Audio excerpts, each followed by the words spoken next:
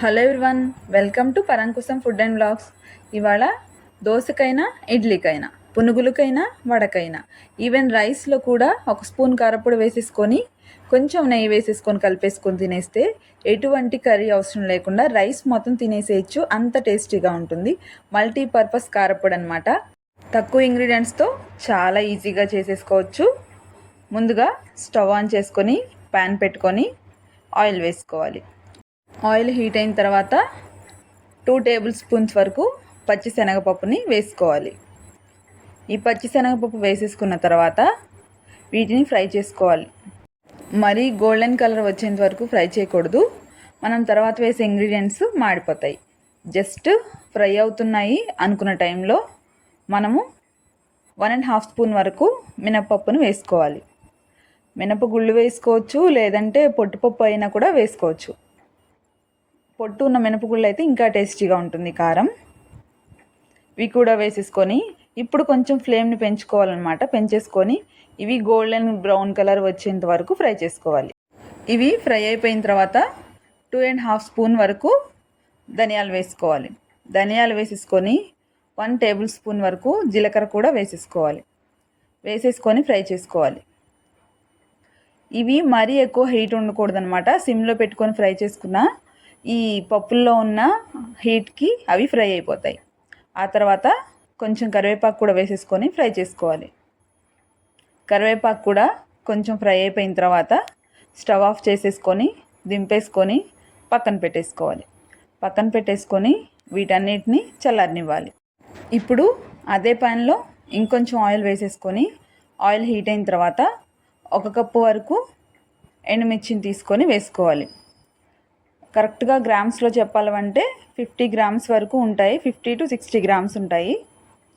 వేసేసుకొని మీడియం ఫ్లేమ్లో పెట్టుకొని మాత్రమే ఫ్రై చేసుకోవాలి. అండ్ ఇంకొకటి ఏంటంటే ఈ ఎండుమిర్చి మరీ బ్లాక్గా ఫ్రై అవ్వకూడదు. కొంచెం కలర్ చేంజ్ అయ్యి క్రిస్పీగా అనిపించేంత వరకు ఫ్రై చేసుకుంటే సరిపోతుంది. మనకి తెలుస్తుంది ఫ్రై చేస్తున్నప్పుడు కొంచెం సౌండ్ డిఫరెన్స్ తెలుస్తుంది. ఇంకొకటి ఏంటంటే బాగా ఎక్కువగా ఫ్రై చేసామంటే కారము చేదొస్తుంది అనమాట. అందుకని మీడియంగా కలర్ కొంచెం చేంజ్ అవుతే సరిపోతుంది. చూసారు కదా, మీరు అబ్జర్వ్ చేస్తే కలర్ డిఫరెన్స్ తెలుస్తుంది. ఈ కలర్లోకి చేంజ్ అయిపోతే సరిపోతుంది.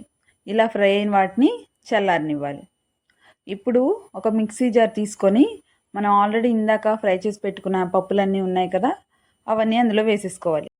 ఇలా వేసేసుకున్న తర్వాత ఇదే మిక్సీ జార్లోకి ఒక మీడియం సైజు వెల్లుల్లిపాయ నుంచి తీసిన వెల్లుల్లి రెమ్మల్ని అందులో వేసేసుకోవాలి. అలా వేసేసుకున్న తర్వాత మనం ఆల్రెడీ ఫ్రై చేసి పెట్టుకున్న ఎండుమిర్చి ఉన్నాయి కదా, ఆ ఎండుమిర్చిని కూడా తీసేసుకొని అందులో వేసేసుకోవాలి. ఇలా ఎండుమిర్చి కూడా అంతా వేసేసుకున్న తర్వాత టేస్ట్కి సరిపడా సాల్ట్ని వేసేసుకోవాలి. రాక్ సాల్ట్ని మాత్రమే వేసేసుకోవాలి. కొన్ని రెసిపీస్ మనం చేసేటప్పుడు రాక్ సాల్టే సూట్ అవుతుంది. మనం టేస్ట్కి సరిపడా సాల్ట్ కూడా వేసేసుకున్న తర్వాత మూత పెట్టేసుకొని గ్రైండ్ చేసుకోవాలి. మరీ సాఫ్ట్గా గ్రైండ్ చేయకూడదు, అలా అని బరకగాను గ్రైండ్ చేయకూడదు. ఒక మీడియంగా గ్రైండ్ చేసుకోవాలి. చేసేసుకున్న తర్వాత మూత ఓపెన్ చేసి చూస్తే చూసారు కదా కారపొడి ఏ కన్సిస్టెన్సీలో ఉందో. ఇలా ఉంటే సరిపోతుంది. అంతేకాదు ఈ కారపొడి 1 మంత్ వరకు స్టోర్ ఉంటుంది. 8 డబ్బాలో వేసేసుకుంటే ఇప్పటికిప్పుడు చేసుకుంటే ఏ టేస్ట్ అయితే ఉంటుందో, ఏ స్మెల్ అయితే ఉంటుందో అలాగే ఉంటుంది. అంతే అండి, ఎంతో సింపుల్ అండ్ టేస్టీ అయిన మల్టీపర్పస్ కారపొడి రెడీ అయిపోతుంది. ఇది ఇడ్లీకైనా, దోశకైనా, వడకైనా, పునుగులకైనా చాలా బాగా సూట్ అవుతుంది.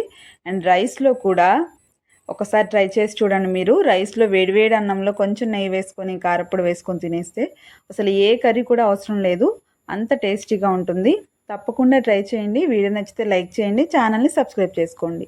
ఇంకొకటి ఏంటంటే మీరు ఈ రెసిపీని కనుక ట్రై చేస్తే ఆ ఫొటోస్ తీసి నా కమ్యూనిటీలో పోస్ట్ చేయండి.